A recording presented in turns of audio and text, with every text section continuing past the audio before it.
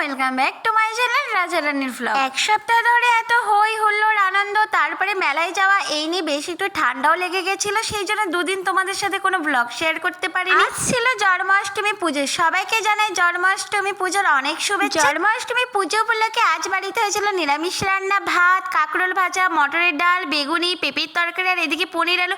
আহা, যেন অমৃত। হ্যাঁ, আমার মনে আছে আগের ভিডিওতে বলেছিলাম মেলা থেকে কি কি জিনিস কিনেছি তোমাদের দেখাবো, আর কথা মতন আমি নিয়ে চলে এসেছি। জানি একটু দেরি হলো, তো সবার প্রথমে বলি যে এই যে চিরুনিটা নিয়েছি, তারপরে দেখো এই হেয়ার ব্যান্ডটা নিয়েছি, আর এই পাখিটা কত কিউট না, এটা নিয়েছিলাম আমার দিদির মেয়ের জন্য। তারপরে দেখো এই কানেরটাও অনেক সুন্দর, আমার তো বড্ড পছন্দ হয়েছে। তোমাদের কেমন লাগছে অবশ্যই কমেন্টে জানি।